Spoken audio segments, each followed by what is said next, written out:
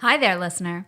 You're about to experience TADPOG. Tyler and Dave play old games, and there will be plenty of game talk, but also copious amounts of crude, off-color, offensive, and immature speech. So if you are of a rather sensitive humor constitution, we're just letting you know what you're in for with this show. It has games. It has jokes. You know, just games and jokes. Take the games, take the jokes, and have a good time.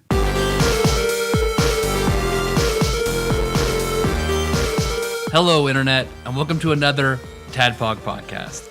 It's a show that happens twice a week where two old guys and two of our best friends talk about old games. And I don't know how. Sorry to interrupt you, but I don't know how one of them is still one of our best friends. Josh, you haven't been Because listening. Jacob lives out of town, you right? can make a case. I was about to say you can make a case for either one of them at that point. Well, Jacob listens regularly. It's true. Josh, It's true. you're behind, right? Yeah, I've been listening with Nicole, who she's behind quite a bit. Okay, so I give it about 2 months, and you're going to dissolve your friendship with us entirely. There's a contest I need to tell you about before you hear about it on the show. No, you and I will have to do need- what Jacob and I had to do. We'll just have to buy Josh like video games.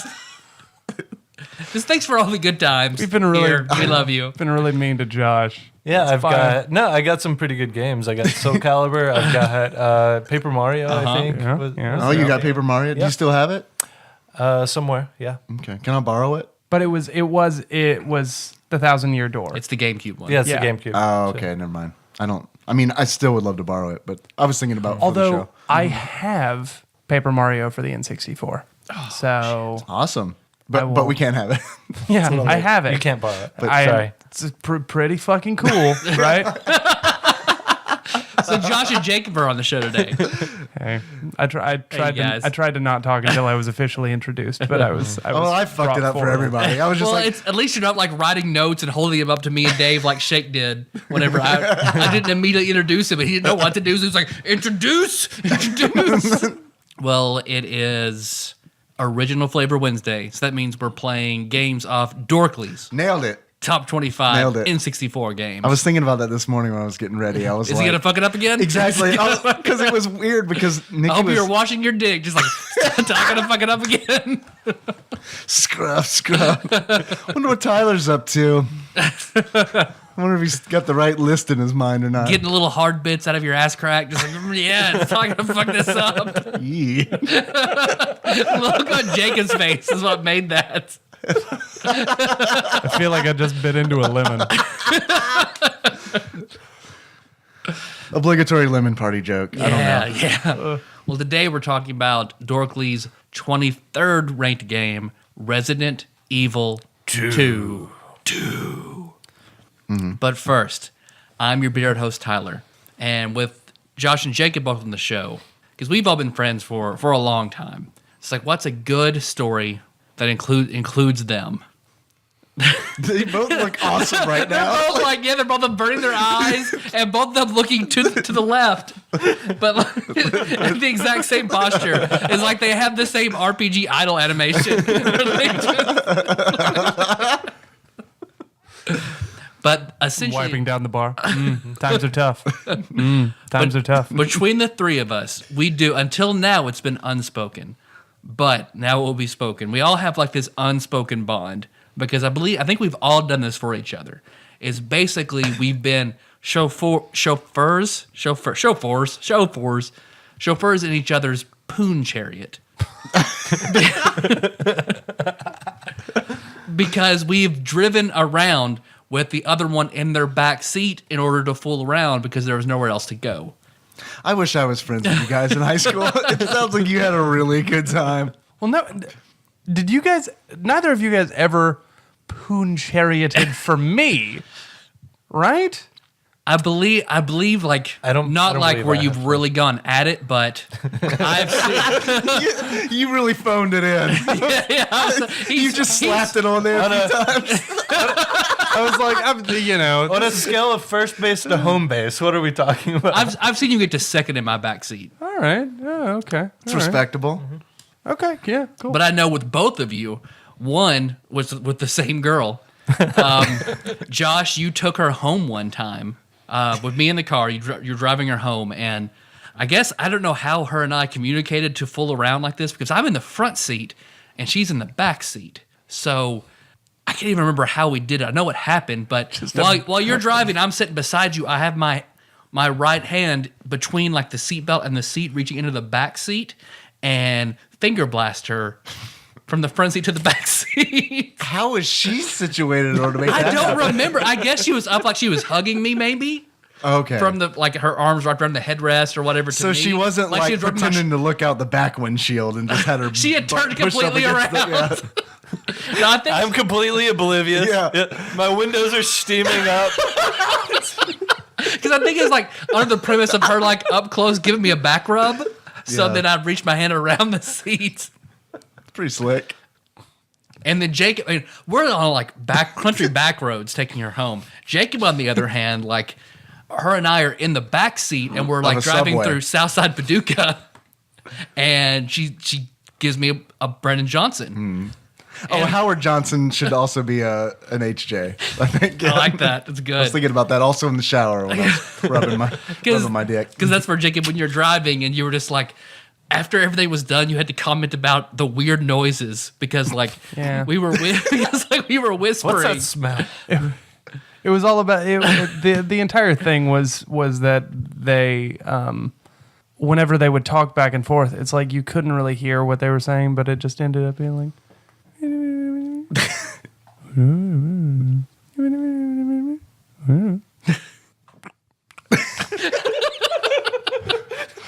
so You're really good at those noises, man. You are really good. Like it's disturbing. thanks you guys. And I mentioned it before where I'm an I actor. Dick aneurysm. put that on your resume. You know, Proficient at fucking sounds. they don't call it special skills for nothing. Do you have like? Is there like such a thing as like just a tape, a recording that you give to potential? Like a vocal reel? Is that so? That's a thing. Yeah. Could you please add that? I'll email you this MP3. It's a little known fact that on Gone Wild audio, it's mostly Jacob. It's yeah. like 90% Jacob. He just has hundreds of fake accounts. Where he posts. I hear Dave's really into this. Let's see if he ever catches on. So you've jerked off to Jacob's voice more times than you All the realize. amounts of times when you've checked Gone Wild hoping you would see someone you knew, little did you know.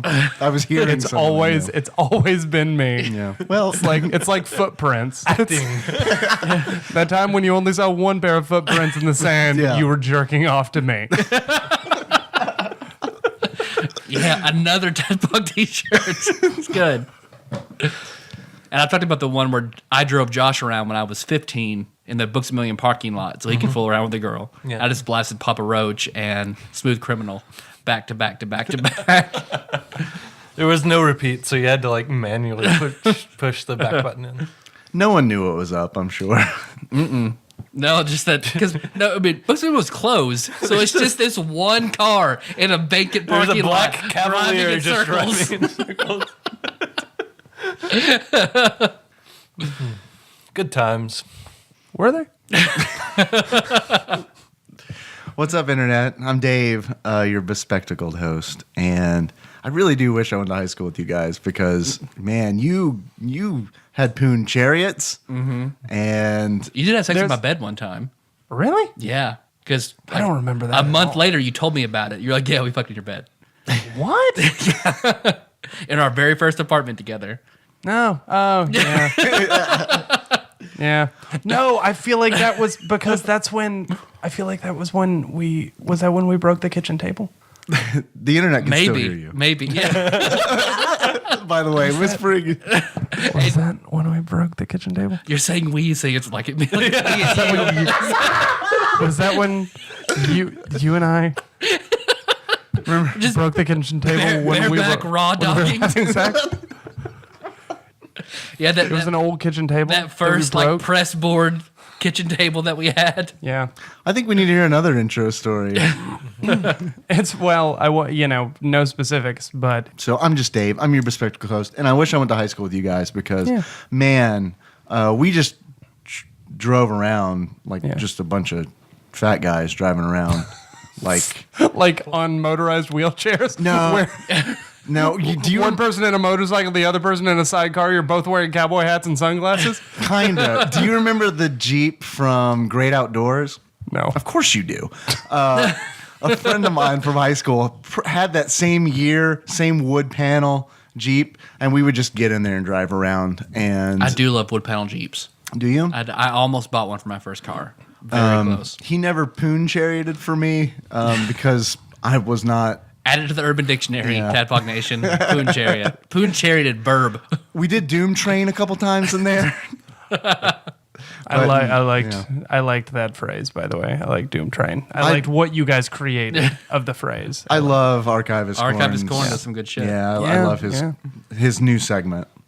Although, I never called it poon charioting because I never thought about it like that. But there were several times when I would go pick you up or I would pick her up and bring her to you. And I did used to call myself, apologies, Taryn, your pussy delivery man.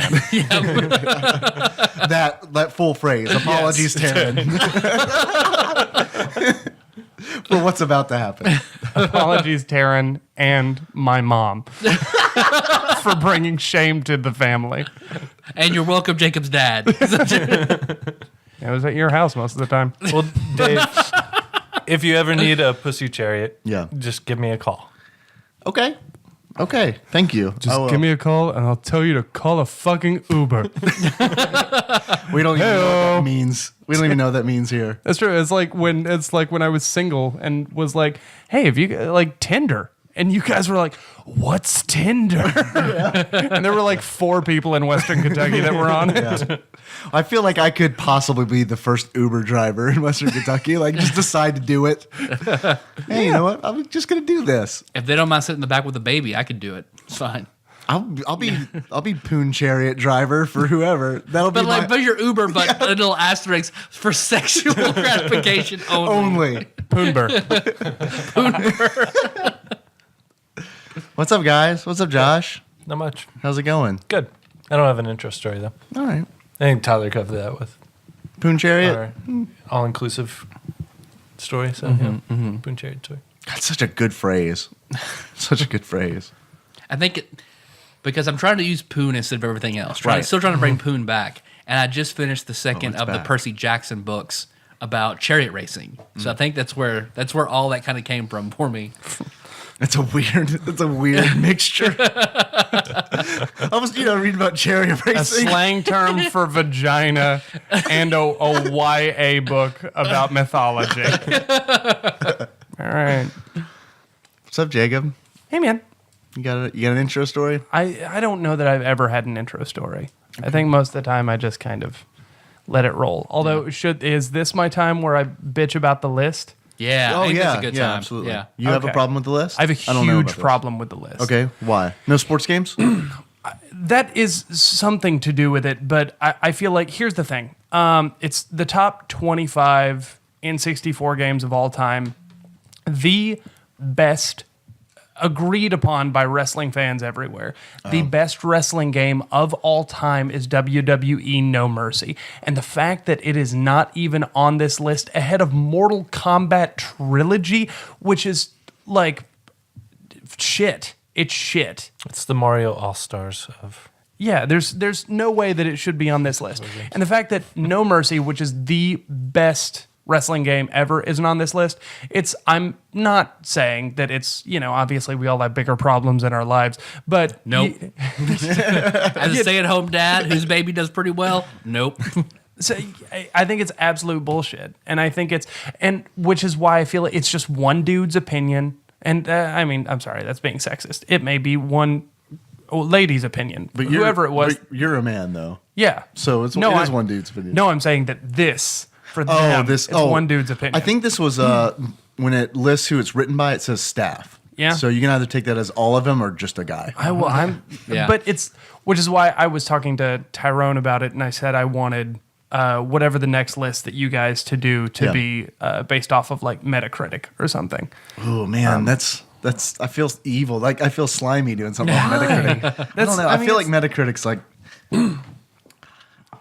I don't know. It's an aggregate, you know? I know. It's an aggregate. Yeah, I know. But I don't know. No Mercy is still played to this day and still known as the best wrestling game. Like there are mods of it that have gone out and, you know, added different moves and stuff. Still. You got my attention. Yeah, I was starting to like zone out, and you've got my attention in mods. So. Josh heard mods and perked up.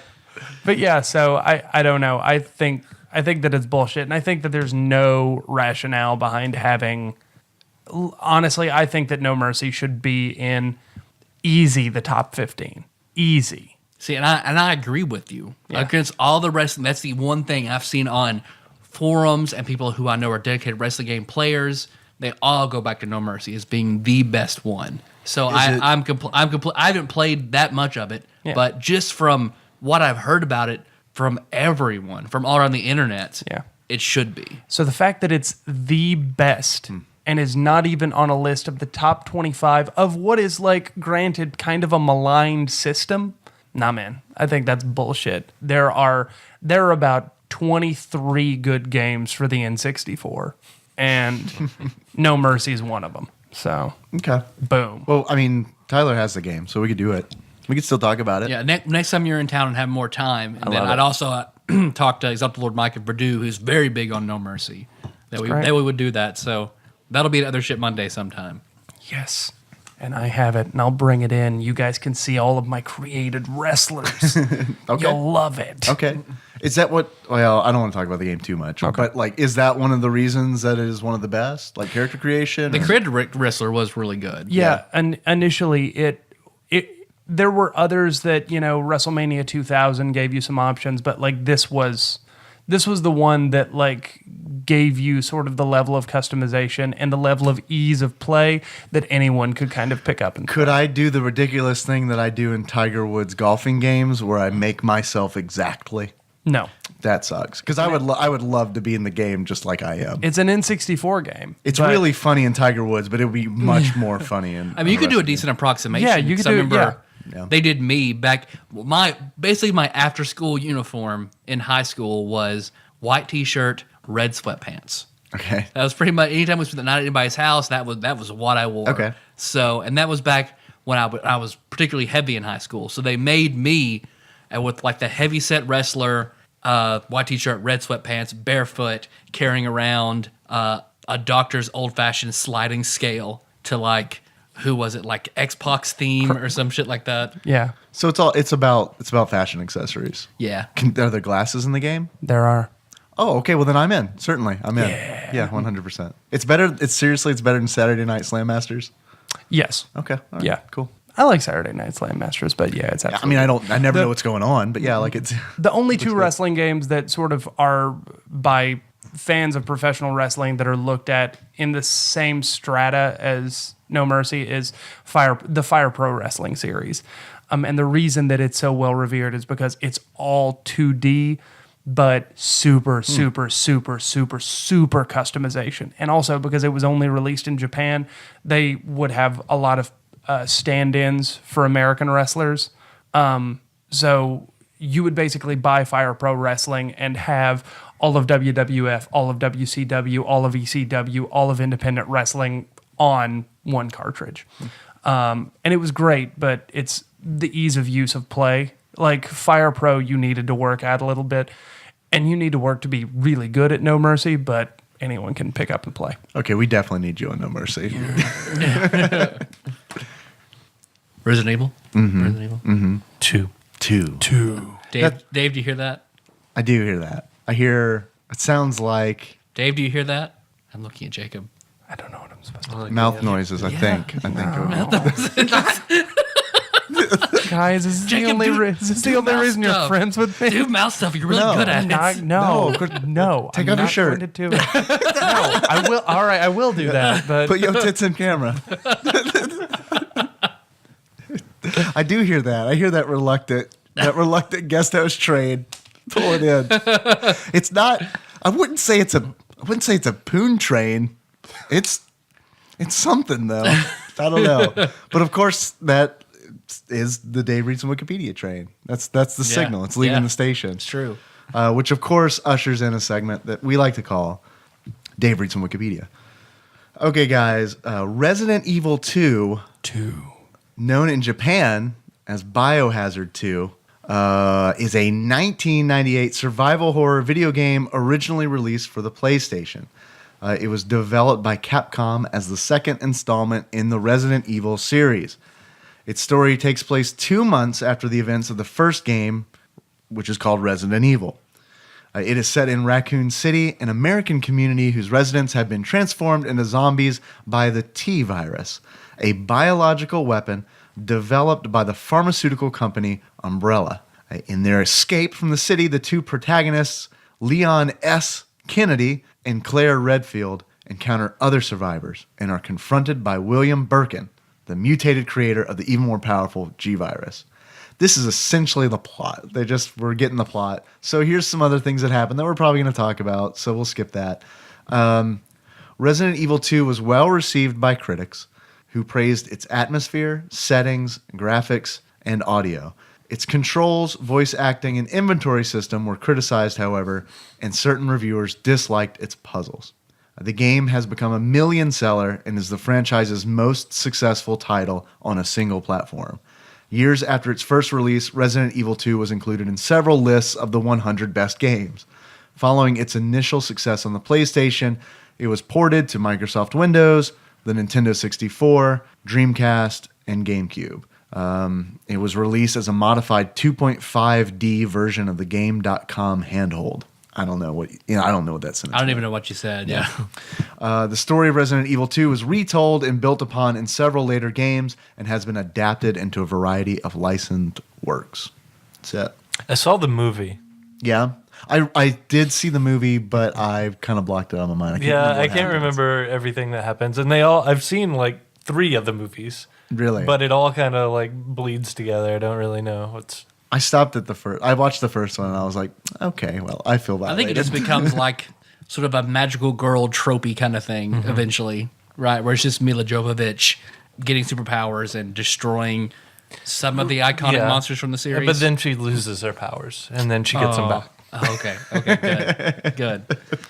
Spoilers. Yeah, for real, man. Come on, dude. I think Biohazard is such a better name for the series than Resident Evil. I Like it don't made know. sense for the first game, but as the series went on, it doesn't make as much sense. I get it. I agree, but I like the name Resident Evil because it It lets you know there's a house and there's some evil in it. it doesn't make sense. Like I think it's weird. I remember Resident Evil was one of the first games I like kind of tried to hide from my parents. I'm like, they're not going to approve of a game called Resident Evil. Oh no, this game was absolutely banned in my house. Yeah. Absolutely. I thought they had never really, my parents had restricted me from TV shows before, but there had never been a video game that I couldn't play. So I didn't think anything about it when I hooked the PlayStation up with the big TV in the living room and I was playing it and my mom walks by and throws a fucking fit about it. She's like, "You're killing people." It's like, no, they're zombies. They're dead. They're monsters. Yeah. They look too much like people. This is too much like murder. No way. Absolutely cannot. Take it, pack it up, take it back to Brandon. No, you're done. How old were you at that point? The game wasn't that old. I lived in the dollar house at that point, so it was high school. Okay. Maybe I was a freshman. Yeah, well, I remember, what was it, Wolfenstein. Yeah, that was the point that they like started keeping an eye on the games I was playing was Wolfenstein. So I remember playing Doom at your house. They were okay with Doom, weren't they? eventually they became okay. Yeah. So I mean, eventually I could, but I mean these were the parents that went from like couldn't watch The Simpsons. I could kind of see Or the reason- Smurfs. or the Smurfs. Yeah, they would not let me watch the Smurfs Because of witchcraft? Yeah. I mean, Gargamel was a fucking warlock, Jacob. What more do you need? So eventually they eased up, and I could play these games. But yeah, it's like that. There was that, I don't know, that few year period where I couldn't. So Yeah. You guys, my dad was so excited to show me Rise of the Triad because people, if you shot them enough, would get on their knees and beg for their lives. My dad was fucking psyched to show that to me. He loved it. And I'd said, like, that is an experience that God, I is want so... your dad on the show so bad. That's an experience that is so foreign to me because it's like dad helped me like do a report on violent video games in 7th grade, my 7th grade, where I did a report on Doom, Rise of the Triad, Syndicate, and Mortal Kombat. Like, and so it's, I don't know, the idea of games, I understand games being banned for like children of a certain age because, like, you know, my nephews, I don't like coming in and seeing that they're playing Call of Duty or whatever because it's like you are little and your brain is being molded right now and I don't know that you need this. But like, I don't know, you get to a certain age, like middle school, certainly fucking high school, and it's like, okay, if you don't have a handle on good and evil right now, then you're not going to get one. So Then my little sociopath, it's a whole different life for you. exactly. Now get on your knees and beg for your life. So it's, I mean, like if it's a problem at that point, we just have to take you out back and drown you in the creek. So clearly, violent video games haven't had no effect on you. None. Well, your dad was the first like person I knew that was an adult gamer. Yeah. Because every Grand Theft Auto he has mastered. Yeah, absolutely. I got Grand Theft Auto for Christmas, and then he ended up playing it far more than I ever did. And he has played and beaten every GTA since. So, Jacob, have you played Resident Evil before? Resident Evil 2? Had you played it before? I had, yes. I got it for, it was one of my first purchases for the PlayStation. And something that I said before is I think that this is going to be, it's going to end up being an excuse to talk because I like Resident Evil 2, but I also kind of don't know what there is to say about it. To me, it's a lot more about, it makes me want to talk about the Resident Evil series more than anything else because Resident Evil hasn't been covered yet. Right. And it is such an influential and interesting series. Like, I don't know, it just makes me want to talk about it. But yeah, I did buy Resident Evil 2 because when my cousin Adam got a PlayStation, my mom said, what game should we get him? And I said, let's get him Resident Evil. I've heard really good stuff about this game. And we played that. We stayed up at my grandmother's and played Resident Evil. And you guys, whenever it got to the part where you were reading the journal, Oh man. yes. And if you don't know what I'm talking about, listener, you missed out. But That was the like, first thing actually shaked me about the game because yeah. it was terrifying. It was so scary. And that atmosphere and that like sort of world that they created ended up making up for what I think are a lot of deficiencies in the game with the control and with the camera and with stuff that still sticks the footstep with 2. sounds. I've heard that without the camera set up the way it is, and I totally like from like a composition view standpoint, like especially in Resident. I'm specifically talking about Resident Evil 2 because it's been so long since I played the first Resident Evil.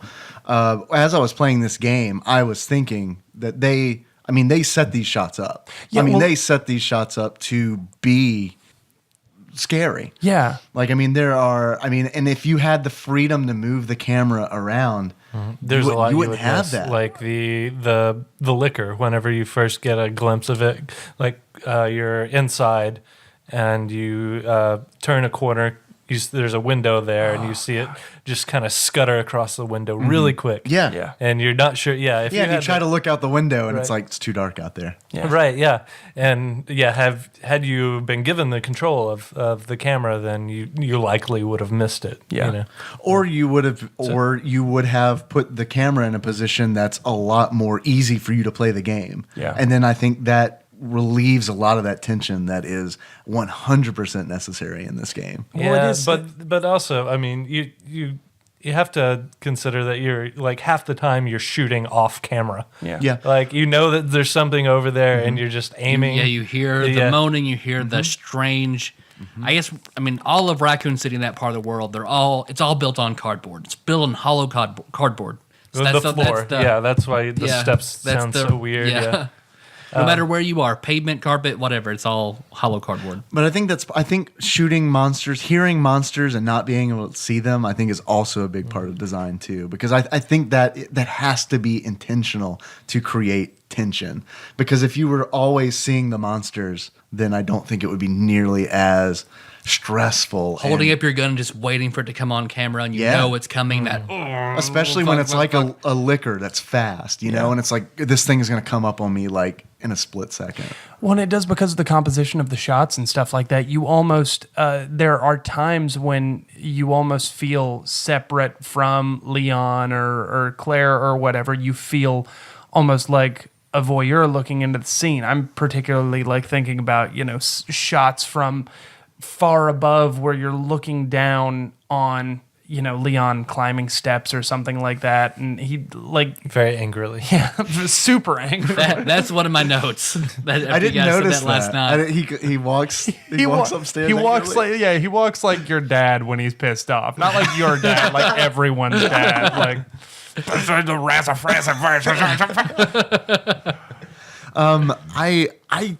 here's my thing with Resident Evil 2. I played it when I was in high school and hated this game. Yeah. And then I bought this game, put it in the N64, turned it on, and was like, oh, I haven't played this. What I had played in high school was Resident Evil 3.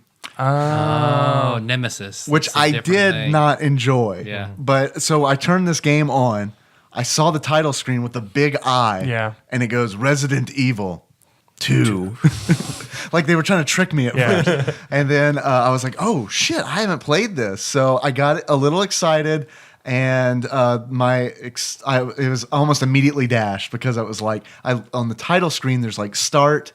The bottom option is just option, not options. Option. So I was like, this is already, we're off to a bad start. Like I just almost wrote it off immediately, just turned it off. I was like, this game's going to be shit.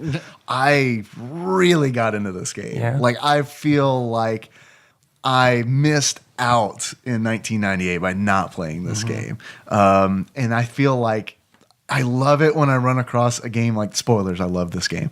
I love it when I run across a game that I completely missed out on and I get to experience it for the first time. And it is an old game. It's almost like 20 years old. Yeah. Yeah. And I still enjoy it. I think that I love it when I can enjoy something and I know that I'm not enjoying it because of nostalgia. yeah.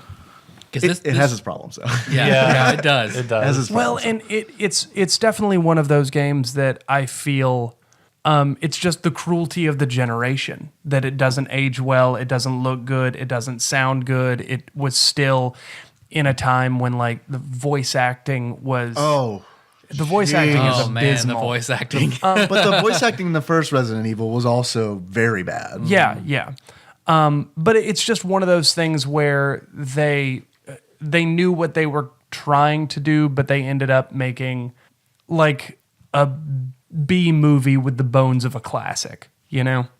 And I think that I just think that it's the growing pains of the technology, honestly. That's the whole N64. That's what I feel like it is. It's hard to go back to anything on the N64 for the most part.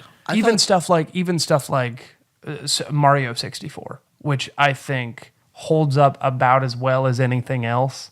Still, you look at it and it doesn't look pretty. It just looks I don't think it serviceable. holds up. Well, they're redoing it in HD, right? And that looks fucking good. The Unity engine, yeah, that looks really good. Something that I thought was interesting is that this game looked better than I assumed that it Really? would on the N64. I did too. I was surprised whenever I was watching it. So Because when I turned it on and the action started happening, the video, like the cinematics, are not great because it's all just this super compressed video where you can see like the separate tiles that are making up the video. That's not great, but like the action, the actual gameplay surprised me. I know this game takes advantage of the expansion pack that you buy separately and put in the N64. It gives it extra video RAM, which I meant to take it out and try running it without it just to see what it looked like, but I forgot. And I honestly, when I was playing it, I was like, okay, this is not as good as a PlayStation as far as graphics go, but I mean it's surprisingly good. Yeah. Looks surprisingly The good. definitive version, which we all sat down and played, is the Dreamcast version. You think that's the definitive I version? do. I really do. Why is that?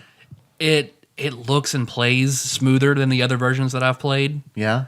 And especially it still doesn't look great, but at least like people's faces have some smoothness to them on the Dreamcast version. So I anticipated the N64 version to be like really Garbage. bad. Oh, I did too. But it's not. It would the Dreamcast version still isn't a far cry from the N64 version. Yeah. But And also just like the little pleasures of the VMU, you know, like showing you what gun you're having. It's showing you what gun you have and how many bullets you have. Like just stuff like that was Your health was a big win, because I remember whenever I played it on PlayStation, whenever I had it, back in the day, that was I remember a big complaint of mine was having to constantly open the menu just to tell what your health was. Of course, there are on-screen indicators like you start limping, you start holding your side, which that I sort thought of was thing. awesome the first time I saw Oh, it. I love that. Yeah, I think that's great. But still to know exactly where you're at and when to use, because there's a finite amount of healing items, so you only want to use them when you need them. So you're constantly opening up a menu, which there's like a half a second delay, but that half a second is a long time whenever you're constantly opening up a menu. One thing about the inventory and the menu system that I really enjoyed was taking advantage of it and reloading my weapons in the inventory menu. I didn't know, like discovering that I could do that accidentally was like, oh, this makes the game a lot easier. Because it's like the shotgun normally has it can hold 5 shells. And once if you're shooting a horde of zombies and you run out, Leon goes through this long, drawn out reload animation. While you're doing it, you're dying. Like things are just eating you. But if you go into if you open the inventory, you can select the ammo, go to combine, and put it on the shotgun. I did not know that. Does it instantly. You can press pause, and you're right back with 5. Oh man, yeah, that does make a big difference. So I used the fuck out of that. Yeah.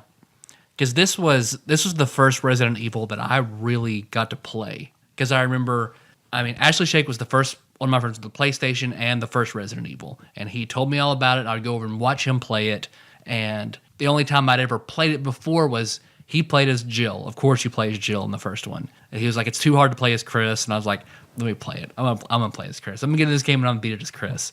Got to that first zombie, died. Tried it again, died. Tried it again, died. Nope, didn't play Resident. I still haven't gotten that much further past that in the first Resident Evil. I really do want to get the HD remake on Steam. That looks really, really good. I know it's $20. I put it on a wish list. As soon as that goes on sale, I'm buying 2 copies. Yeah. I'm gifting one of them to you. Yeah. And I really want to play that and talk about it on the show. Awesome, all for it. Because I haven't played the original Resident Evil since that fucking game came out. Wow. And the only thing I really remember about it is the journal. And you almost became a Jill sandwich. I remember that line. Picking up the shotgun. Yeah, I remember that line of dialogue. Because Shake freaked me out because he's playing at that point. He's like, here, just go ahead and play this. Go and pick up the shotgun. And he's like, what'd you do? Oh my God, you did. Oh, thank God for Barry, right? Man, thank God for that Barry guy.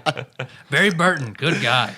dude. I don't want to belabor the point with the journal, but to me, that's like a top 20 moment in gaming. Like that, it's indelibly burned onto my brain. Well, sure. I mean, it's a emotional so scar. good. Yeah. God, it's so good. Which there is a little bit of that. Like you get a little bit of more of the backstory in Resident Evil 2, but it doesn't quite capture. There's no moment like that. Just the destruction of a man's mind that you're watching unfold in front of you is really wonderful and really well done. I think the more important question that we should take away from the first Resident Evil is Barry Burton some kind of weird English for belly button?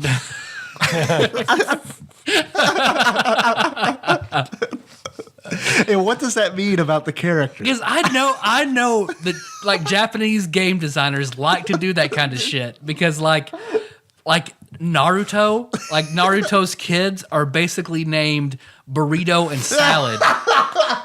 So like and Dragon Ball Z, because like Goku Kakarot carrot, Vegeta vegetable, like Piccolo.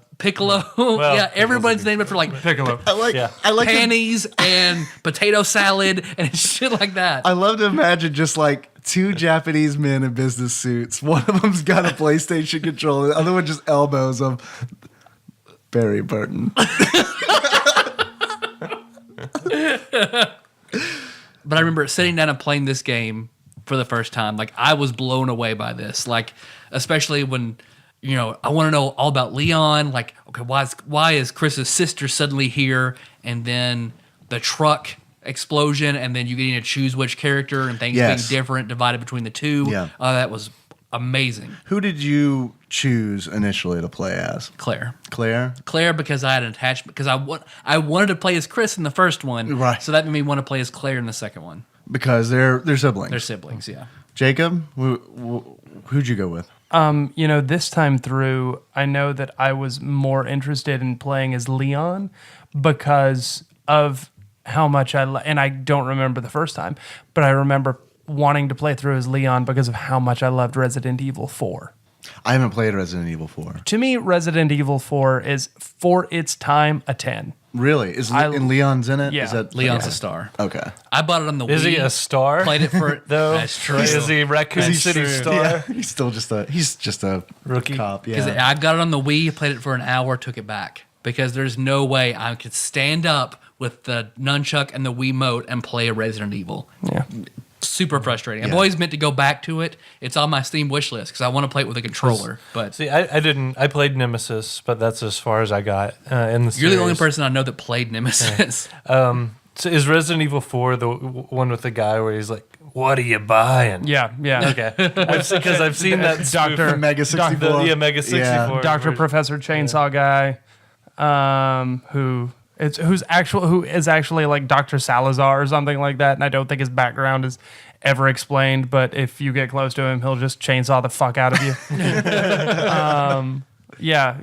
I loved it. I loved Resident Evil 4. I thought it was so good. Is Leon fleshed out in Resident Evil 4? Not really. Because like he is just like I played through as both. I started with Claire and then did Leon B, the B mission with Leon. Leon is literally just a new cop. And that's pretty much it. He's a new cop. He meets a woman, falls in love with her within 2 hours. Like you do. Isn't that how it worked with you and Nikki? No. No, it is not. It only took 1 hour. Sorry, sweetheart, if you're listening. It was not like It happened about last week. Whenever you're like, I'll take care of the baby, you take a nap. I love you now. And then they have there's dramatic moments. I thought Leon was, Leon felt tacked on to me in this game, but it felt like Claire was, There's a reason for Claire. yeah, she was the main character. Claire's the Liu Kang of the game, who is the just main character of bicycle Mortal Kombat. kicking. Well, Leon, the Resident Evil mythos is so fucked up. Because I remember I wanted to look into it after you get to play as Wesker in Marvel vs. Capcom 3. I was like, I don't understand why Wesker has all these powers. I wanted to look into Resident Evil and study up about what happens. And oh my God, it's a fucking mess. I have no clue. What's the story on Hunk? Yeah, exactly. They talk about him at some point too. Like he's part of it. He's explained and has his part in it. Yeah. So In Wesker's story? in just the whole Resident Evil arc, he has his own little like square and piece and important role to play. Is Hunk in any of the other Resident Evil games other than 2? Not to my knowledge. Because I knew that he was unlockable, and here is how. I turned the game on, and there was a save file, and I just immediately started laughing because the name was Hunk. And I just thought that someone like chose it, like they put in a name. And I was like, Hunk, that's pretty good. And then I start the game, and my save file is named Claire. And I'm like, holy shit, there's a guy in this game called Hunk. Like, for real. That is a real thing. And then, of course, I never found him or unlocked him. Yeah. I once I finished the game, or I was really close, I was like, this is bothering me about this Hunk. I have to know about this Hunk. And I looked it up, and I was like, oh, this is impossible to get. This is impossible to get. You have to get an A or S rank on both Leon and Claire on normal. I did it. You did it? Yeah, back on the PlayStation. Yeah. Boom. Damn. Possible. Yeah. There's another one. There's a fourth, right? Tofu? Tofu. Yeah, where it is a literal block of tofu. Really? Yeah. That's the character? Yeah. You unlocked that? No, I didn't unlock that. I knew unlocked about Hunk. that. I didn't unlock Tofu, but yeah, you play as a literal a block of tofu. Like a giant block of tofu? Yeah, like a giant block of human-sized tofu. block of tofu. That's bizarre. I like it, but it's bizarre. We're fucking with you. No, we're not. Is the thing. Look, I know you're not. Look, and here's the thing: the fact that that's what tofu is in the game totally verifies that Barry Burton is belly button. Just the fact that they would do that. Because Hunk is what, a Stars member that was left behind? I have he's no idea. He's a Umbrella employee. I think he's Okay. part of their SWAT Is he Umbrella in- SWAT team. or He's the something dude. like that. Is he one of the dudes in that cinematic who totally gets jacked by? The giant crocodile. Yeah. thing? Yeah. Mhm. Okay. Is that where his when you unlock him and play through his story? Is that where it ends? I think He's no. I a think guy he's- who's a crocodile is latched onto you. You're dragging him through the city. No, I think that's actually where you start in his story. Is you start in those sewers. So. You wake up and you're like, oh, I've been looted. Where's my wolf medallion? Speaking of which, I have this weird sort of headcanon with this game that I don't know why, but I feel like it's in the same universe as Castlevania. Really? I don't know why, but I just feel like All the hunks. I feel like Castlevania is the only kind of world where in the future, 400 years after that, you'd be like, how do we get into here? I don't know. Wolf medallion. That seems like it makes sense. Yeah. You know, Push the sun god statue to make it look Yeah. at the moon god statue. I've got Yeah. that in my notes, man. I've got what kind of fucked up police station is this? Have you not been to the Paducah police station? They have spades scratched underneath all their locks, and that the sun moon god room.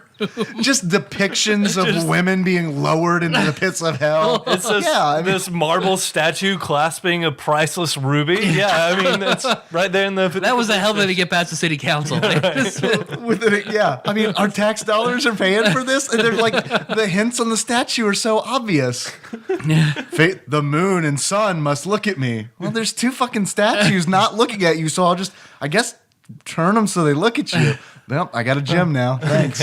good job. You're super smart. None of the cops figured that out? No cop ever walked by there? Did you not read the note? It said, don't bother it unless you have to. Oh, that is true. That is true. Because let's see, I remember I played through this game to get some secrets at first, because I know there's a place where you can change clothes. So I did not know that. It's close. Usually, I think there are two spots in the game where there's an armoire where you can change clothes. And it's close to it's always in a safe room where there's one of your big chests that all the items are in throughout the game. And I forget the exact series of things you have to do before you get to the police station. But it's these very peculiar actions, and you have to take no shots on these certain scenes and shoot a zombie in the head on this one scene. You just have to have a guide to know. And if you do that, when you get to the police station, instead of it being vacant, there'll be one zombie, and it's the Wesker zombie. It is Wesker from the first game as a zombie shambling towards you. And if you kill him without getting hurt, that unlocks a whole bunch of costumes in that armoire. And you go there and you can dress Leon up like a cowboy, or there's a wetsuit. And the big thing being the bikini for Claire, and I think Leon has a thong or something like that that you can then change them to a skimpy bikini and play through the rest of Resident Evil like that. Really going for that dead or alive bent. Yeah. Unlock High School of the Resident Dead, Evil, Dead or Alive. beach volleyball. It'll be fine. But because playing through, I'd forgotten about sort of how ridiculous some parts of the beginning are, or especially because when Jacob, like, you'd sit down to just start playing it, and you get out of the flaming truck. Like, you can still see basically Claire on the other side. Like, I'll meet you at the police station. You turn around and immediately die. No, he like you just get it's like immediately backs up into the fire. I couldn't figure out the controls. Dude, I had to change them. Like when I started this game, I was so mad because I was like, there's no way that I'm going to finish this game. There's no way, because I tried to move and I did the same exact thing. It just immediately moonwalked into fire I mean, and zombies are attacking. And then I just had to start over again. I had to watch the opening cinematic again. I had to do all that again. I get right back there and I'm like, okay, I don't know why I didn't move the way that I wanted to. And then I moved like uncontrollably into a pack of zombies. And they immediately ate me. By the way, the Claire death animation, when she's being eaten by a zombie, the zombie just motorboats her and blood sprays out. Like that was incredibly disturbing. I know you think I'm making that up. I am not making that up. I don't know why that's... I would think the neck would be where they go, but that is not where the zombies go. Get that titty blood. I had titty aneurysm. I had Did you go to option? Yes, I went to option and went with control scheme D, which allows you to control it like a human, civilized human would do. That's what I don't. Instead of a barbarian, that's just like, yes, I want to use first-person controls in a third-person game. That is nuts. I do not understand like why it took so long for the Resident Evil control scheme to work out. Like these weird tank controls. Like I don't understand why not just have it move in a sensible way. I'll never understand. And I would not credit them for like making that a design decision. Yeah. Where it's like, oh, this will make it a lot more tense. I feel, and if that was the intention, they fucked up on that one because especially since the series progresses into more and more of an action game. Yeah. It goes from survival horror to action game. So they should have fixed that by this game. Yeah. You know, because especially with Nemesis. Yeah. The whole time, it is still a survival horror game, but Kinda. you're mostly on the run at this point, fighting. You're constantly shooting things, you're constantly running away. There's something pretty much chasing you the whole game. Mm-hmm. So it should have been fixed by then, but I like that you mentioned that it changed from a survival horror game to more of, as Nicole would say, a shoot shit game. Mm-hmm. Every installation of the game creeps further away from survival horror into action. Exactly. And I feel like when I was playing Resident Evil 2, there was a point in the game where I was like, this is where it switches. Because the first part of this game is very much like the original Resident Evil. The whole police station, you're just exploring this giant police station and creepy shit is happening. Mm-hmm. Stuff is jumping out and scaring you. You're meeting new creatures for the first time, like the liquor. It's like, what the fuck is this thing? And then of course it kills you, and that's what that now does. You know what to do. Exactly. Yeah, it's designed to kill me, literally. And then you find your way out of the police station, and you find your way in the sewers underneath the police station, and that is where this game switches from a survival horror game to more of like just shooting shit game, especially if you're playing as Leon, because at that point in the game, Claire has a grenade launcher. Leon has a shotgun, and he's supposed to have a Magnum, but I never found it. So the game was really, really hard for me.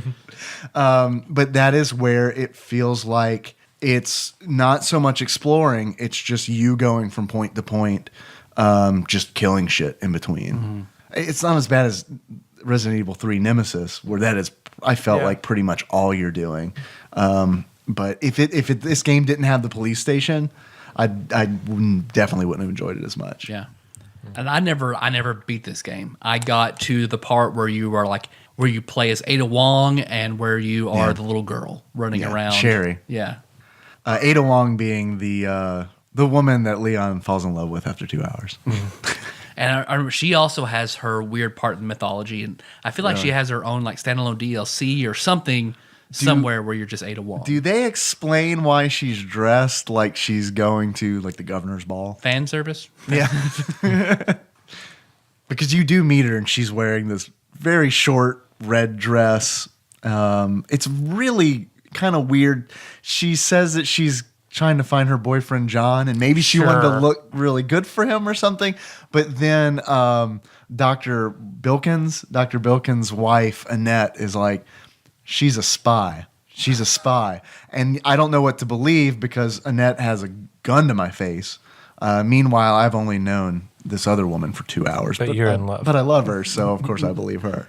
Is that, and then playing when you get to the police station and you find that injured cop and at the bottom, and just like it was awesome when I first played through it because I wasn't looking at it with a critical eye, but coming back to it now and seeing this guy, I mean, he's dying. He sees Leon, and of course he starts out with a joke. He's Like dying, you do. but he's still, Oh, yeah. he's still The guy humorous leaning about up it. against the locker? Yeah. Yeah. And he's like bullet holes and chunks missing out of him, and he's still like dying, but talking with his hands a whole lot. Like he reaches out to Leon to touch him at some point, and he's explaining things, and he's just all over the place, making An jokes. arm falls telling- off. Yeah. He's like, "Oh, could you give me a hand?" Class clown 92. Anyway, Yes, he's joking and friendly and tells Leon, "Oh, hell of a day to start, kid, blah, blah, blah." And then just puts a gun in your face. Get out. Here. And then, like, you leave the room. He's all the way across the other end of the room where the door is. As soon as you step out of the room, you hear the door lock behind you. Yeah, so he- so he like fucking Scamper. Well, and Or maybe he had an accomplice. Well, the gun shop Ada owner Wong. too, because whenever you walk into the Oh, gun shop God. owner, he pulls it. Hey, I'm not a zombie. Oh, all right. yeah. There's No, like that that's not what he sounds 2-second like. pause. I have a note because I love this shop owner because the voice acting he just gave is horrible. But this guy is like the most Canadian sounding gun owner in the world because like he's about to shoot you. You're like, wait, I'm not a zombie. Oh, sorry about that. Well, all right. I thought you were one of them. Because he doesn't lock. Yeah, He mine doesn't too. lock the door when you come in. So he's sitting there with the shotgun pointing at the door and unlocked. You come in, so then he's like, well, "Okay, well, I'll lock this door." And then you walk to the other side of the room. Then all the zombies just burst in through everything and eat him, and that's it. Yeah. fucking, I forgot to. Locking doors is what brings them. What a Yeah. dummy. Well, shit, there's this thin sheet pane of glass right here, but I'm gonna lock the door. That'll do.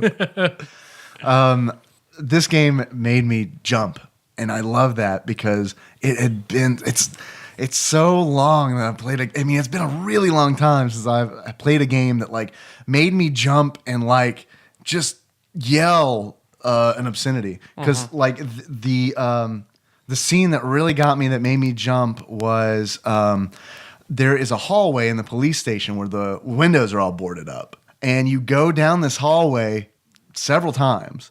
And then one time you go down it, just arms come out, zombie arms come out from the boarded windows and grab you. I jumped off of my chair like 3 inches and yelled, "Fuck," at 2:00 in the morning. Because that scared the piss out of me. And when I landed back in my chair, I paused it and I set the controller down and like I was smiling, and it was one of those things where it's like a game hasn't done this to me in a long time. And it's a game from 1998 that did this to me. It wasn't Amnesia, which I think was a very scary game, but I never had that moment when I was playing Amnesia or Outlast, any of those games that really got me with a good jump scare. That's one thing I love about the genre, especially early on, is it's similar. It like obviously has its roots in horror film, but it does something to me where like I can there's a part of my brain I can shut off when I'm watching a horror film where it's like this is not real life. I can shut that. I can partition my brain while I'm watching a movie. But for some reason, when I'm playing a well-done survival horror, I cannot shut that part of my brain off. And even though these characters are wooden, which I really think like they're wooden characters, they're even less developed than a character in a horror movie. Yeah. Even though they're wooden, for some reason, I guess since I'm controlling them, Yeah, you're I still have in a way responsible for what happens to them. So Yeah, I mean I love that about survival horror. That's my favorite thing is that I can play a game and it makes me feel like I did when I was a kid watching horror movies, where I couldn't shut that part of my brain off. Can I ask you guys something that's pretty off topic? What's the How big last are your buttholes? what's the last good horror movie you saw? Define good. I mean, enjoyable. Like it was actually like scared, like enjoyable, or it was like scared you? however you define it. I've got a real answer and I've got another answer. Okay. My other answer is I just watched Wolf Cop over this weekend. Okay. Which is, I guess, technically a horror movie, but it is totally like done in the style of like Grindhouse. Yeah. It's not to be taken seriously. There is a really cool scene where a werewolf has sex with a woman in a jail cell. So that's pretty cool. If you're interested, it's on Netflix. It's called Wolf Cop. Check it out. But I don't think I've seen a better horror movie recently since Cabin in the Woods. That's what I was gonna say. That was it. Didn't scare me, but it was good. So Cabin in the Woods. The last movie that I saw that like watching it made me like tense and scared was Night of the Living Dead 3, and I was a senior in high school. Wow. We've Nicole and I recently watched Night of the Living Dead, and it's the original. Yeah. And it still holds up really well. Yeah. So that's pretty recent. Before that, I don't know if I'd really consider it a horror movie, but Babadook was pretty good. Yeah, Yeah. I like Babadook. I haven't seen it yet. I think It's- it just hit Netflix or Amazon or something. I think it just came out on Netflix. See, before that, it's been a while. The Orphanage was good. I remember Yeah, that. The Orphanage is really good. I just saw It Follows. Yeah, I haven't seen it. Is the reason that I bring it up, and it's kind of like it's when it works. It's the sequel to It, right? sadly. Now, it's when it works, it fucking works. Yeah. And the reason that I brought it up is because it is almost completely unreliant on jump scares, which is what I feel like so many, and I really want to go see Unfriended. I really want to go see Unfriended because that looks like a fucking piece of shit that I'm going to have a great time watching. Well, I want to see a modern horror. Yeah. You know, I'm interested, and I read those creepypastas about modern horror, about like kids who have like died and will still talk to somebody through like their Facebook chat, and things like that. Like I'm interested in seeing something like that done really well. But It Follows is not a lot of times I watch it and I think fuck these hipsters, but when something works, fuck, it just works. Yeah. And it takes probably about half the movie for it to really get started, but when it gets started, it's so good. That kind of, I haven't seen it. I haven't seen It Follows, but by you describing it, has anyone here seen The Audition? Because that The Casting Korean couch? not the casting couch. No, I mean, although I have seen a lot of those too. the Korean film? Yes, have you seen it? I've seen bits and pieces. That movie is brilliant because it is like 95% a normal movie. Yeah. And it's all just like the most intricate setup Yeah. possible. I love that. Yeah. That's a good question. All right, Man, yeah, I love so- talking about horror. Sorry to take us No, off no, topic. that's great. Well, but to answer, I mean, I can fit 5 Sharpies in my butthole. All right. Respectable. pretty five, good. It's pretty five good. king size. I usually, Oh, okay, king size. That's all right. That's I different. don't like things to get too complicated, so I usually just do one of the jumbo. Just Sharpies. one jumbo? Just one Yeah. jumbo, yeah. Throw a highlighter in there just for color. And draw a picture. Like one of those elephants at the zoo painting. Take all the caps off. Because I mean, I was really invested in Claire playing Resident Evil 2. So Yeah. I played through most of the game as Claire, and then I was very excited for Code Veronica when it came out. I remember hearing about that coming out. I You see never played nothing. it. You hear nothing about Claire again until Code Veronica, and then she's the star of that game. Not Veronica. Not Veronica from Archie. From Veronica's Closet. That's where I went to. Yeah. I feel like that would have been really good. Kirstie Alley and Resident Evil. Claire and Veronica. Because I wanted to know after seeing Wesker in Marvel's Capcom 3, I looked up like a cut scene. Like I wanted to know where it explained some stuff. And the only thing the first thing that I saw was Chris Redfield looking like fucking Arnold Schwarzenegger, fucking jacked as hell, like holding a gun against Wesker, who's like has all these unbelievable powers now. And Jill comes out and tackles him through a window. And then Jill has been missing for like I'm a years member of now at Stars. this point. Sorry, I had to do it. So part of me, like after playing through this game, was like I wanna go back and play through all the Resident Evils. I want to know what's going on, but at the Yeah. same time, like I know it's just going to be a dead end heartbreak. Like Yeah. you don't want to do it. If you Yeah. play them, you're still not going to know what's going on. Yeah, because I played That's a Resident good Evil. point. I played Resident Evil 5, I think, and like most of that, you're in South America, and all the zombies are super fast, and you're just shooting through all of them. And then there was like a 2-hour segment of the game where I'm just Chris on one of those like Louisiana swamp boats, just fan boat. driving between island to island, like getting like keys or something. And I didn't know where I was going, and you have to have like a partner in that series. So it was awful. I just couldn't do it. There's nothing, and that is a bitch that I have about this game, is that there is nothing more you are playing a video game than gathering keys. Yep. You know, it's just like, I don't know. There's a thin veneer, Yeah. right? Where it's like, it's not keys. You're collecting virgin hearts that you're Yeah. going to put in these statues. That's not a key.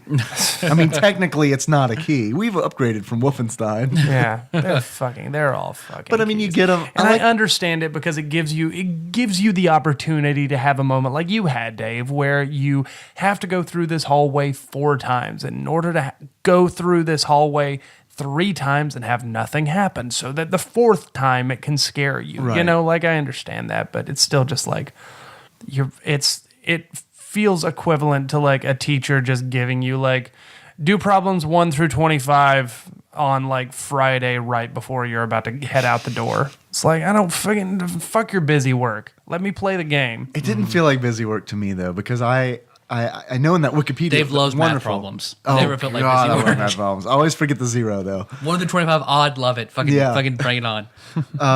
I like the puzzles in this game. In puzzles like this and Resident Evil 2 are always kind of hit or miss for me, and I think the atmosphere has a lot to do with it. I think if the puzzles in this game were like cheery, happy puzzle time, I probably would not be interested. But because I know, like, if I solve, it's almost like Call of Cthulhu, because it's like I want to solve this puzzle so that I can progress. But at the same time, I don't want to solve this puzzle because I don't know what the fuck is coming next. And I don't know if I have enough ammo to handle it. I don't know if I have enough healing items to handle it. So I like that. It enhances the puzzles for me. Yeah, I didn't feel like the puzzles were that out of place in this game. They're very similar to some of the puzzles in Devil May Cry, the original one. I didn't really play many of the others, but the puzzles in that game are very out of place, I feel Yeah. like, because it is just you go from room to room shooting Play things. Tetris in between. Yeah. But no, there are like moving statue puzzles in Devil May Cry. Those really stand out and are very out of place because it stops the pace of the game. Yeah. But this, because you're exploring, in the police station, you're going from room to room exploring, and you come across this, a puzzle. It doesn't really slow down the pace of the game because, you're setting your own pace.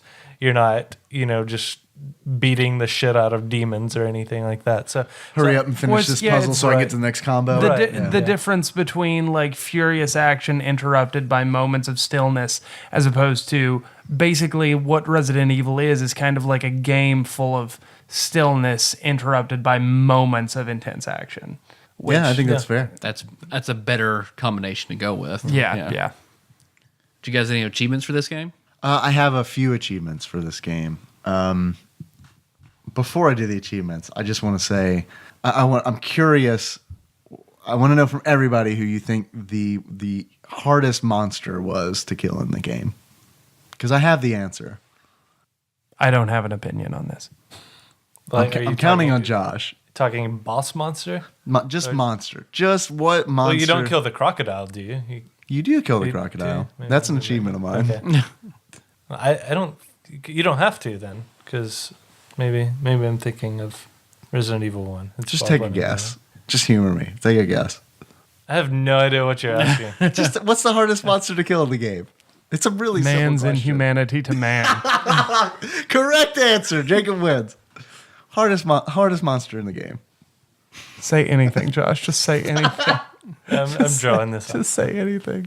Just name a monster in the game. Okay. The crocodile. False. The fucking dogs. The fucking dogs in this game are harder than any fucking boss. They're harder than the crocodile. Really? They're harder than the lickers. Oh, they're the fucking worst. There's a hallway in the game where I almost fucking quit because there's a narrow hallway and just 3 dogs. Just 3 dogs, like one will jump on you. You stand up, and the next one just ready to jump on you. They just like keep knocking you down. Well, Jacob can take a dog.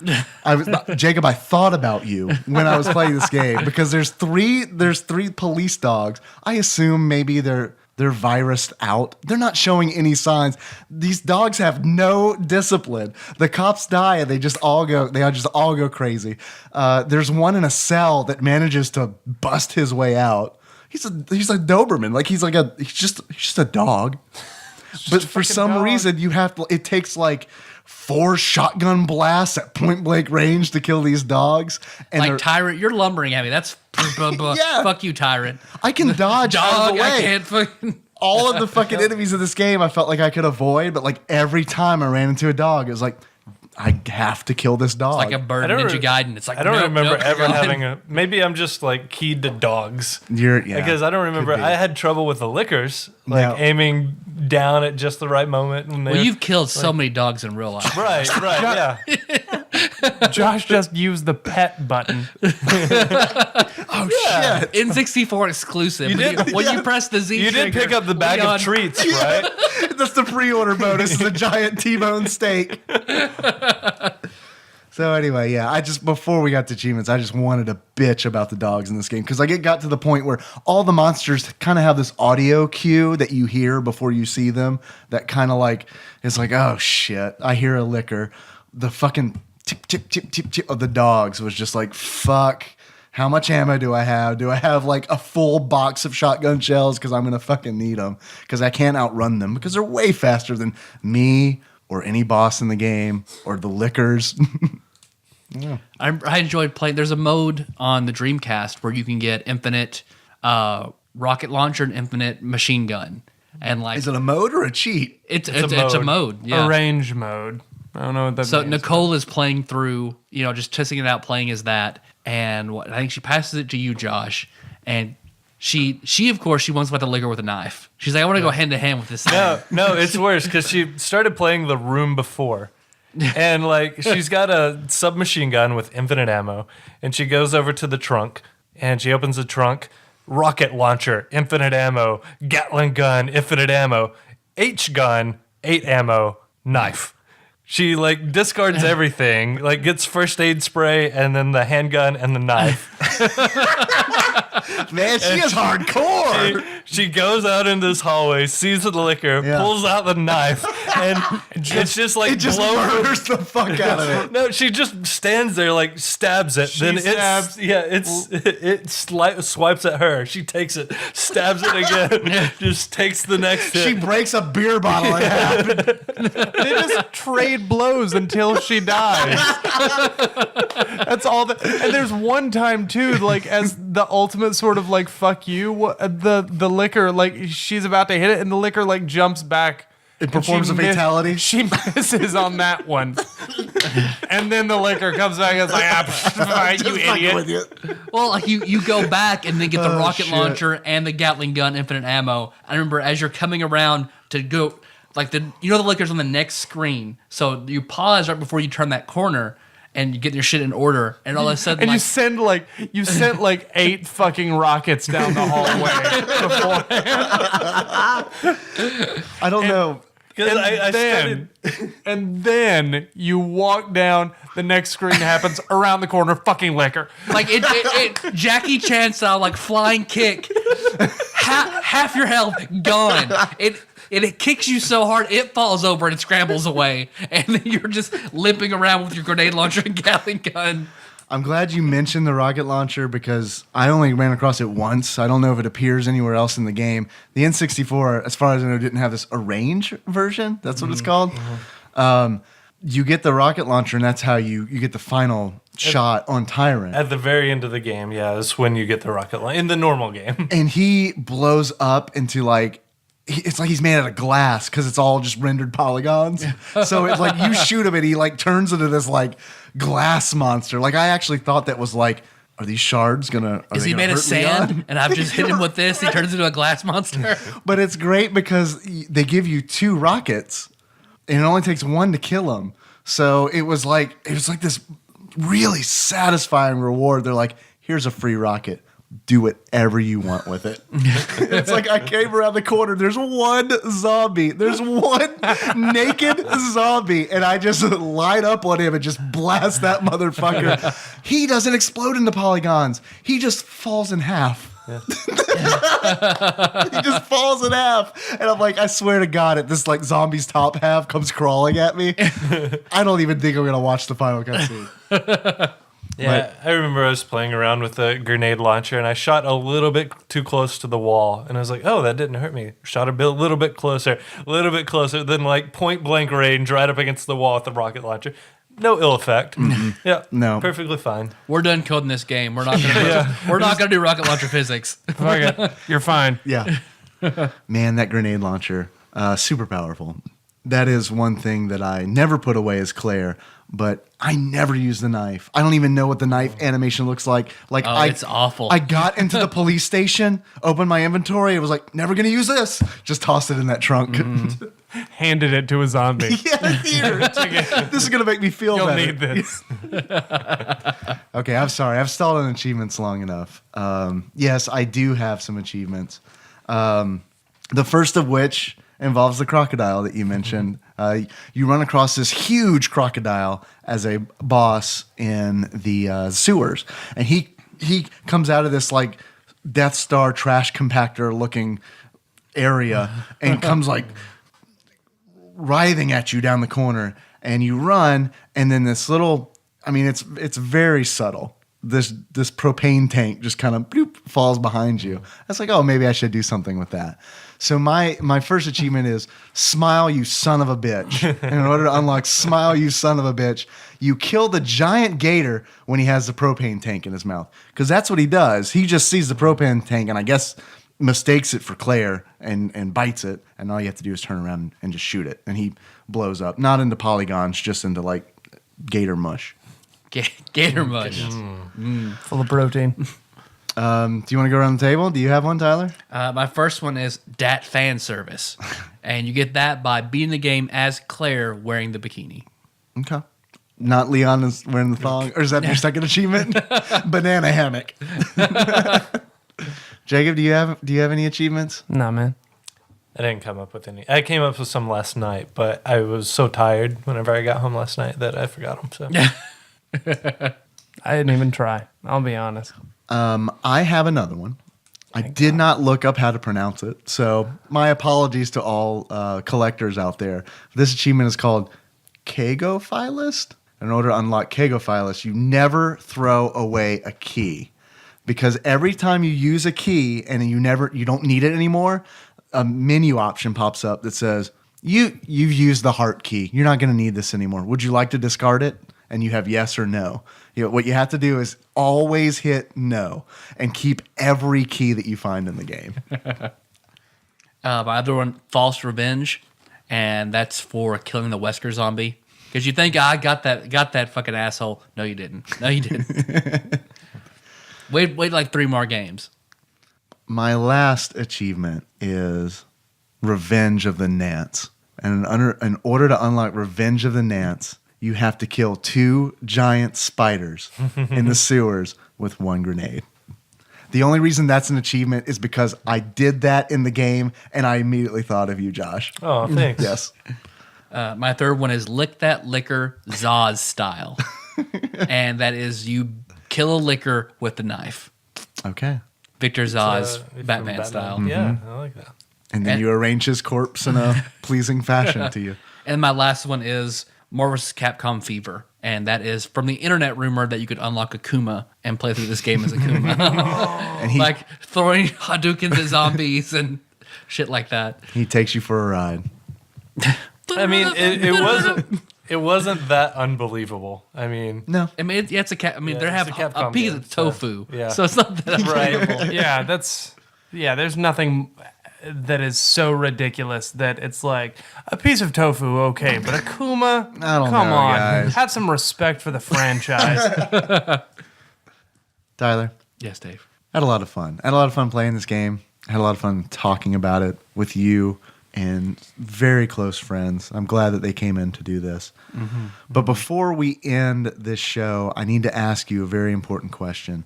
That being, if you were to give this game a beard that sums up how you feel about it, what kind of beard would you give it? It's the beard that I feel like most every zombie cross genre has, which is the rotting jaw beard. Because I don't see very many zombies that mouths aren't open, jaws aren't split, teeth aren't exposed, flesh hanging off in the form of a beard. So I have to give it the rotting jaw beard.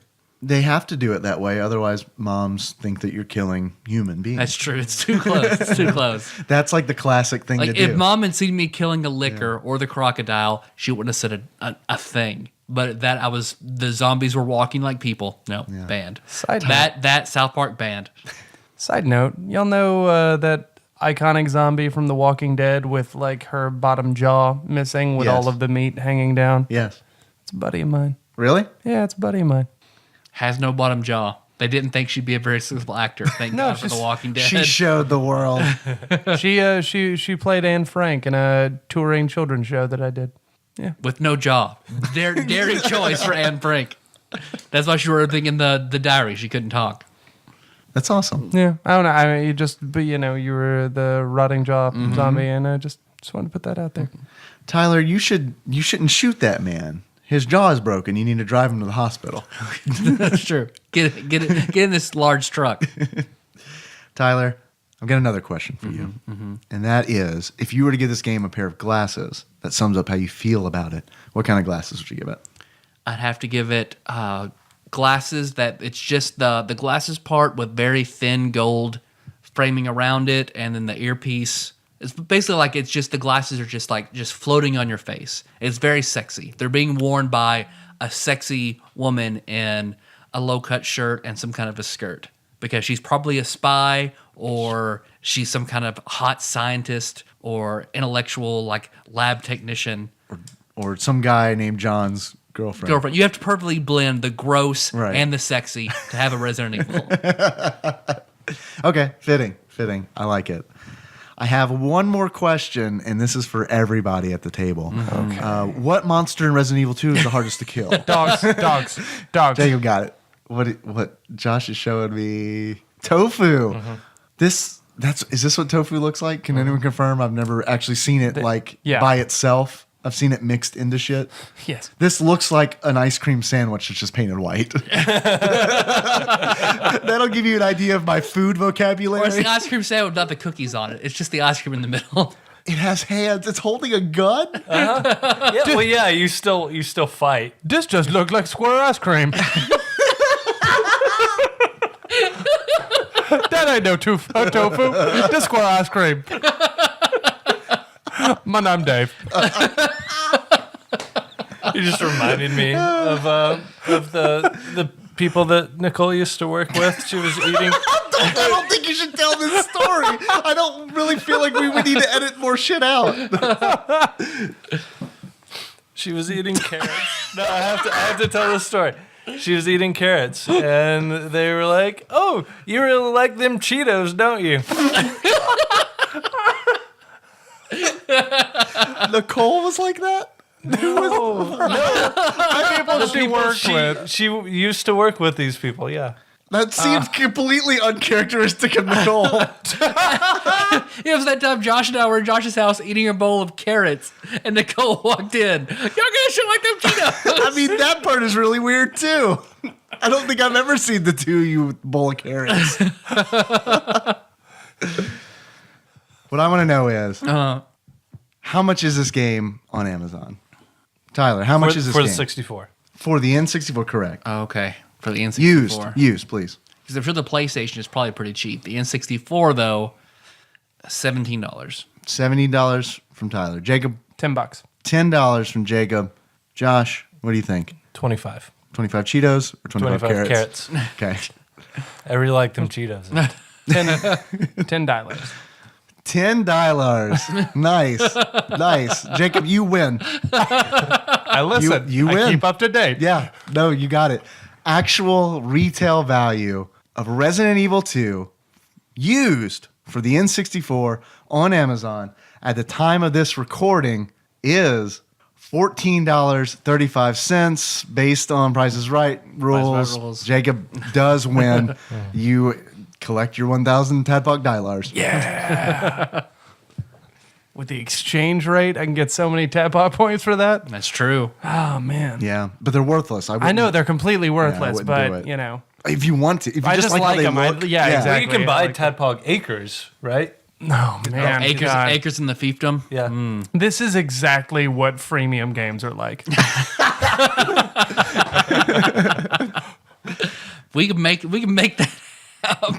It's like, all right, well, I got points, and you've got points. You can trade in points for Dylars, but you really only want the Dylars to get the acres. Okay, what do I buy with real or you money? can just buy Dylars with real money. Yeah. That's my favorite thing about I'm playing Neverwinter, and by favorite I mean like the worst fucking thing is where it's like they go through this like whole maze of smoke and mirrors to make you feel like you're not buying things with real money because you buy I can't remember what currency you buy with dollars, but then you use that currency to buy in-game currency. Yeah. And then you take that in-game currency and refine it into other currency, and then you can buy stuff with it. So it's like they feel like every step, it's like, oh well, they'll just forget this was real money. I really wanted to like Neverwinter, but I lost it whenever I was like, I got to level 2 as a character. I was like, That's pretty far. But yeah, I was doing power attack, and like my sword just started like charging up energy, and like there's like this vortex of energy just swirling around my rusty iron sword at level 2. I was like, no, this is not D&D. This is too over the top. I feel incredibly left out because I started playing Neverwinter when they introduced Paladin, and that character does not do any cool shit like that. But I guess just like plain old straight out of the can fighter. Yeah. Just vortex swords and all that. No, I don't get any of that. Thanks for listening, everybody. You can find us on iTunes, Stitcher, or SoundCloud. So don't miss the next episode. I can't recall what we're doing for Other Shit Monday. Would you like to announce what we're doing? It's TOH. Yes. Okay. Yeah, let's talk about it. It's been a while since we've done anything for our Ready Player One series. Yeah. We still haven't finished that. We haven't forgotten about it. We finished the book. Yeah. We just haven't finished. We were going to do it a the- month ago, but there were some scheduling errors. So now we've got everything on the books. Someone had a baby, so couldn't do it. So the next will be Ready Player One, Tomb of Horrors, which will be us playing the D&D mod Tomb of Horrors on the mics, record it, send it out. There That's you go. awesome. Unless it doesn't happen. Unless we don't. Because I feel like this is something really, really new, and I'm gonna feel really bad if we commit to doing it, and then for things completely out of our control, it doesn't happen. I'm really excited about that. I'm really excited. I really want to play it. I really want to play it, and I feel like it's going to be like one of our text-based adventure episodes, but totally not Leather Goddesses of Phobos. More like Zork, Yeah. but on a bigger scale. I hated Leather Goddesses, I know you did. I was thinking about But- you as we did it. but I loved Zork. I loved Zork. Zork was good. Nicole's the missing factor on Leather Goddesses of Phobos. And I loved the second half of Leather Goddesses Phobos. I love that. Everybody says the calls were like, that was some of the best stuff we've done is the calls part. But I think the that first half I was just bad. hated the game. I think Yeah. because you guys did such a good job of like expressing what's happening in the game. I think I just hated the game. I think it was Zork is far more interesting and better Yeah. paced Yeah. as opposed to Leather Goddesses. And extremely more iconic. Yeah. Yeah. A lot of people have heard of it. I think there was one person who's like, I played Leather Goddesses of Phobos out of everybody who talked about it or heard about That person episode. brought me back to the internet. I had given up the internet, and then I saw that, and I was like, "Oh, okay, I guess I can come back now." things aren't awful. But the only reason that I mentioned my distaste for it is because Paul talked about how much he enjoyed that episode, and I needed to like let the world know that it's like, no, it's okay. It's okay. There were people who also didn't like it. Don't worry, you guys. Yeah. If you don't like it, you're not weird. A lot of people didn't. Yeah, it's fine. You know what we still like?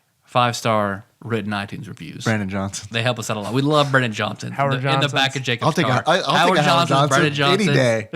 Especially if don't- Josh is driving the Poon Chariot. Do not waste my fucking time with a Howard Johnson. Oh, Don't waste my time. man, you're crazy. You're above him Oh, now? you're crazy. Yeah, 100%. What happened in your No. life where you're Oh, above man. Howard Johnson? Don't get over him. Well, I still regularly ask and want Howard Johnson's. No, Well, never. I'm giving out Howard Johnson's, so I know. Jake is I know not Jacob's, getting one. Have a good time. I brought a little coupon, a little booklet of coupons for Howard Johnson's. Guess who's not getting a coupon? Brandon or GTFO. Another good shirt from Jacob. Brandon Johnson or GTFO. And Brandon, a guy named Brandon Johnson's like, hey, my name is Brandon Johnson. Get in the back of my car. I'm going to get you. Come on, buddy. Brandon Johnson really hates it when you get him confused with Randy Johnson. Yeah. Because one of them exploded a bird with a fastball, and the other one's named Brandon. Oh, is that the name of the guy who did that? Yeah. Oh, really? Yeah. Well, that's my code for rim job. Brandon Johnson, a Howard Johnson, or Brandon Johnson. What do you want? I guess you can explode a bird with that. I do want.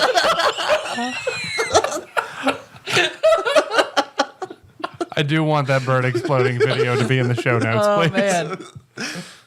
Also, a plethora of rim job videos.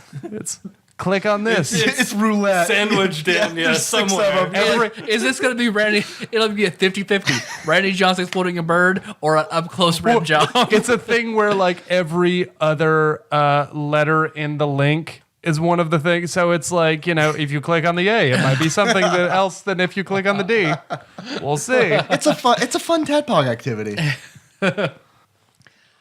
Leave us a 5-star iTunes review. It'll be good. If there's a game you want us to play, a guest host you want for it, throw it in there. Please. It's been a long time since we've had a good iTunes review. It's true. Please. It's true. Or whatever you said, like, oh, well, our goal is to catch up to our episodes. I was like, fuck, that is ambitious. Yeah. It's crazy. I We think do 2 of everybody's these a like, week. they have 100. It's fine. Yeah. But hey, I think we have about 105 now. So. but it's not even about fucking 5-star iTunes reviews. While nice, are old and busted. Patreon. Patreon. That's the new hotness. the real Yeah. Dylars. The U.S. Dylars. We'll do those things. We'll get to them. Eventually. Yeah, I totally got off track thinking about Dialars. Think about Randy Johnson. I know what you were thinking about. Thinking about how all the plethora of Johnsons is going to happen as soon as these mics click off. Don't worry, guys. Like Tyler said, we're going to be back. We're probably going to be doing something about Tomb Horrors. Probably doing something about that. I really want to do that. I'm just worried. This is a complex machine that we have never turned on before. Yeah. So Are you guys going to cap it at a certain time? Are you going to try and keep it under like 2 hours? have no idea what we're going to do. And that is part of why I'm worried about it. And we're doing it the day before it publishes. So All it's right. also one of those things where it's like, who knows what's going to happen? Yeah. It might be the best thing ever. It might be the worst thing ever. I think that the players have to have, I think there has to be a no decision takes more than 5 seconds rule. Yeah, we need like one of those. We need a timer. Yeah. A chess timer where it's like, Yeah. thump. And then if And when the other person makes their decision, they hit the clock. yeah, So I like that. That's a really good suggestion, I think, Yeah. Jacob. Just keep it moving. Go, go, go. In the meantime, you can always find us at tadpog.com. That's where the show notes live. Go enjoy some rim job videos. What are you doing still listening to this? There's all kind of ass eating on the internet. You're still listening to this?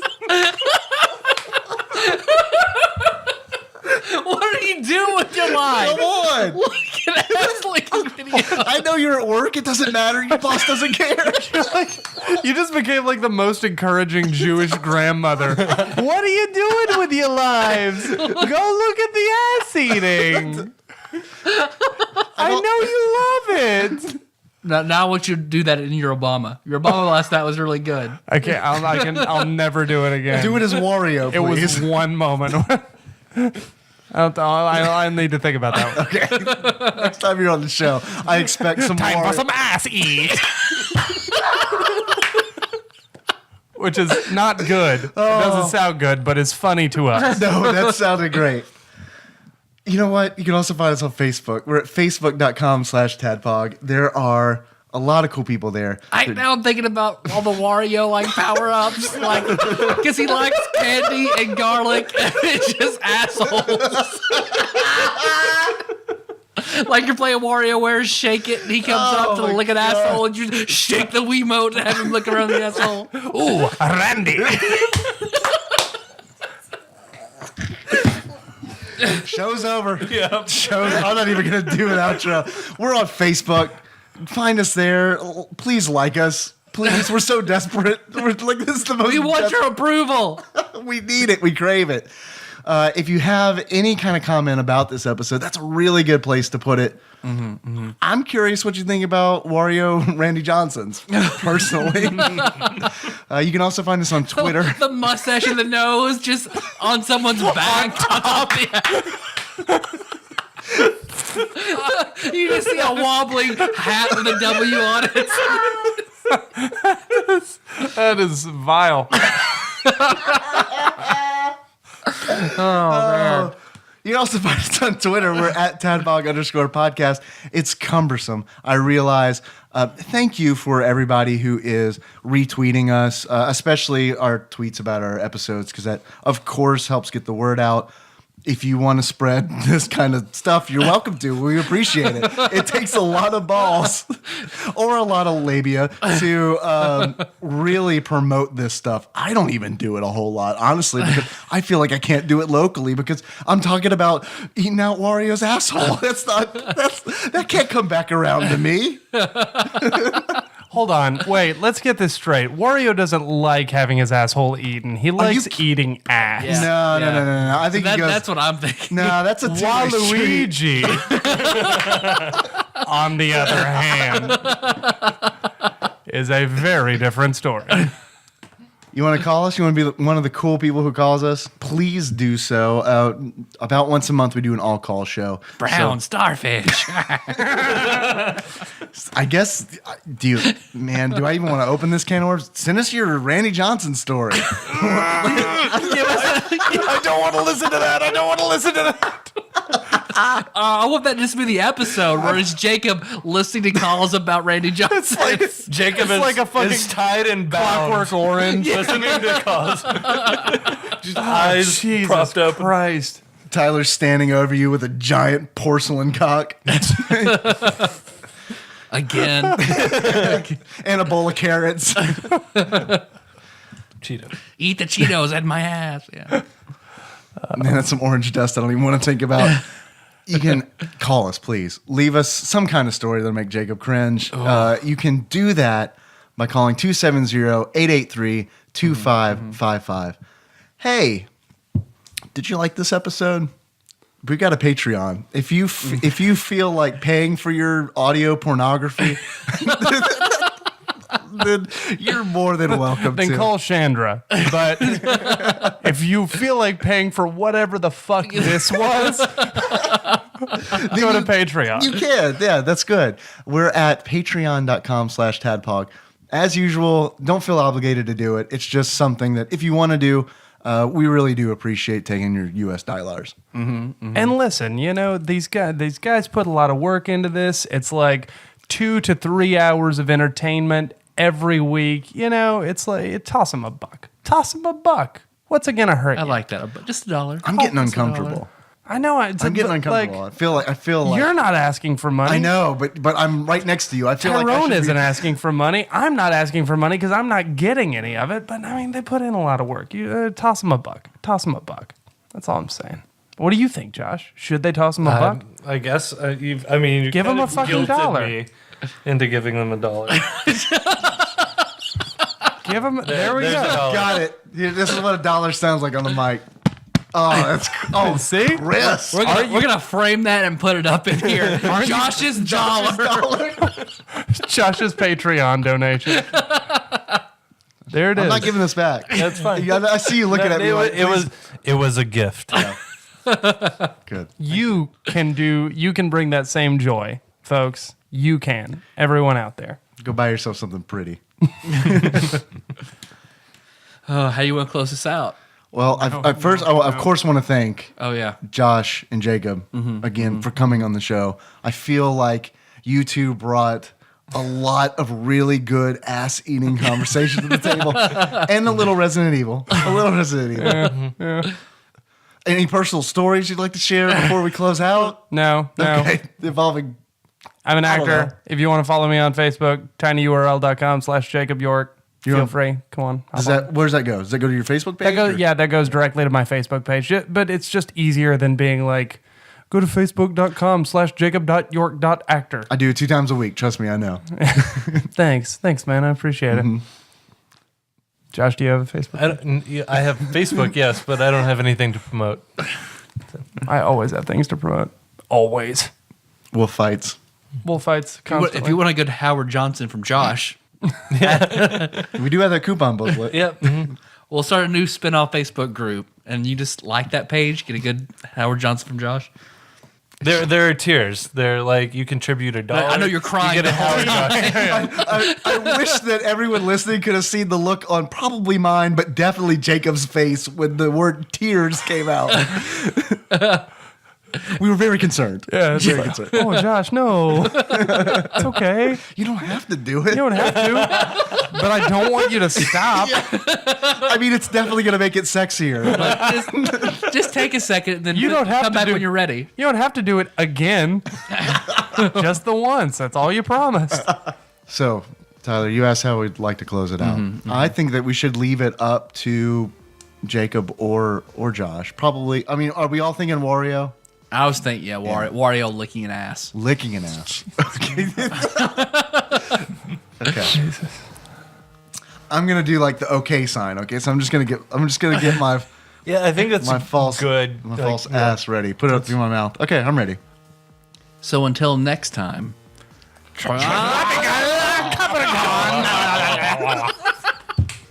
Okay, the guy who didn't want to do it did clearly the best job. Yeah, because I invest. Come on. First rule of improv: complete commitment. I do things. Okay, I need a location. Mexican restaurant. I need a person. Wario. I need an action. Eat an ass. Okay, and we're going to see this scene in 5, 4, 3.